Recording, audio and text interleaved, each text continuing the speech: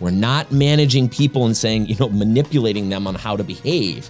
We're hiring really good people with a shared belief, and we're also having the guts to remove those people who are not a good fit.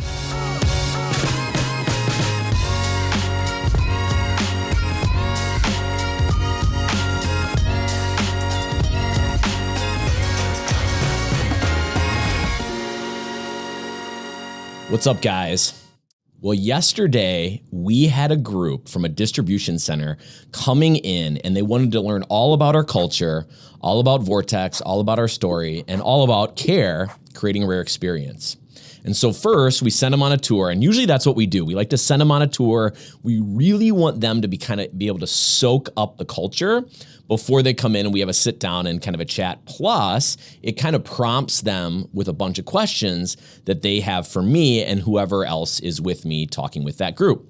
So when I got in there to talk to the group, the first question, and it's usually a comment/question that we get, and it's almost always the same, is they say, wow, this is a great place. But the biggest thing I notice is as I'm walking through the halls, there's this warmth in the halls. Everybody I walk by smiles, they say hello, they're opening doors for people, they're extremely friendly, they're shaking hands. When they find out we're visitors, they're welcoming us, and everybody just seems happy and friendly and warm, and that's awesome. And how do you get that? How do you get that, okay? And so they didn't use this word, but what they're really talking about is not just culture, but they're talking about environment, okay? And so what I usually do is I usually tell this story, and then we get kind of into the nuts and bolts. And that is, one time I was listening to this person speak, and they were a really great, funny speaker, and they were in sales.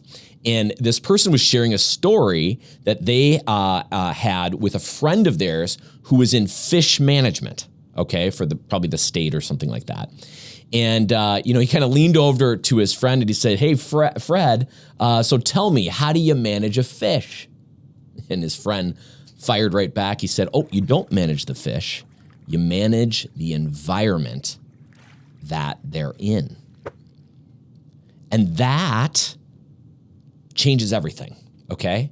Because a lot of what we think about when we think about leadership and we think about management is we think about other people's behaviors and how do we do things to get them to behave a certain way, okay?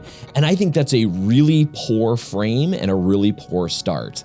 Not only for you, but also for them. I don't know about you. I don't want to be controlled. I don't want to be manipulated. I'm not a rat in your lab, a lab rat, or in a mouse trap and you're manipulating things. I don't like that. I don't want to be treated that way. I don't want you to treat me that way. And I don't want to treat other people that way.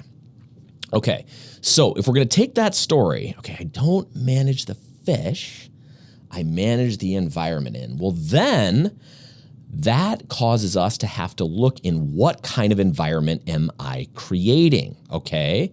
And form often dictates function, all right?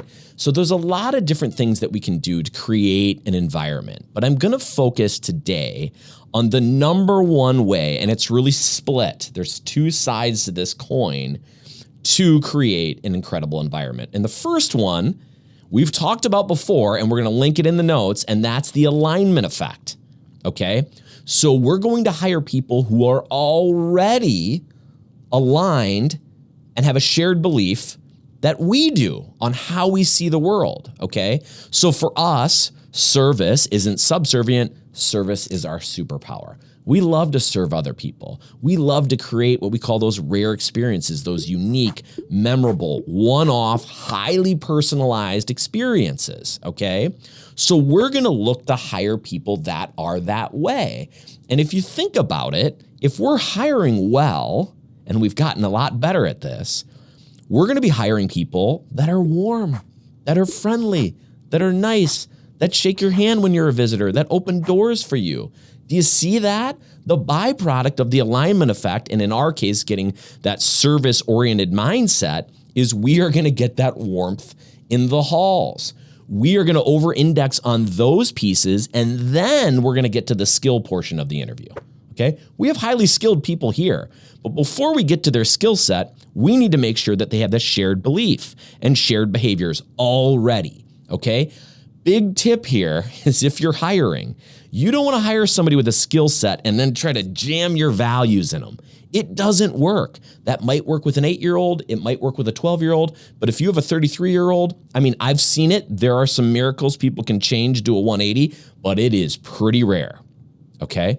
So that's the one side of the people side, because the people are the number one not metric, but they're the number one way to create a certain type of environment, all right? But I'm talking in a very positive sense, and because we're hiring these positive people, and everybody likes to talk about that, everybody likes to hear about that. And that's a very additive way to improve the environment. We're adding really good people who have that shared belief to our environment. But there's the other side, maybe the dark side, the other side of the coin that we have to talk about. And this is one of many ways that care is not soft. It is not weak. And we're going to get into it, okay? And that is removing things from the environment to keep, to use the analogy, the fish healthy, to keep the environment healthy. And that means we have to remove bad things from that environment, okay? We already talked about adding people that have a shared belief, okay, and have all of these behaviors and attributes that are really going to magnify who we are. But on the same token, the people that we remove from the environment that don't have a shared belief, that are in some ways terrorizing other people, we've got to get them out. And here's something I'll say, and this might be a little bit controversial, but it's true. You will have a much bigger positive benefit by removing those bad fish from the environment, the bad apples from the environment, okay, than you will adding good ones. All right? There it is, okay? You will. It's not fun to talk about, I get, and it's not fun to do. And they may not even be bad people per se. They're just not the right fit. So it's a bad fit, okay? But as the leader, it is your job not only to add good people and good things to the environment, it is your job to do the hard work to lead and remove people that are bad fits and remove things from the environment in order to make it healthy, okay? We're not managing people and saying, manipulating them on how to behave. We're hiring really good people with a shared belief, and we're also having the guts to remove those people who are not a good fit. So I want to give you a real world example that you can use to connect the dots in your situation, okay? So, we have multiple buildings on our campus, and the warehouse is in another building, and there's repairs in there, there was returns, there's obviously the warehouse, all right, and I'm over here in another building, okay? And let's just say we've got somebody in our binocular repair room. There's about 30 people in that room, okay?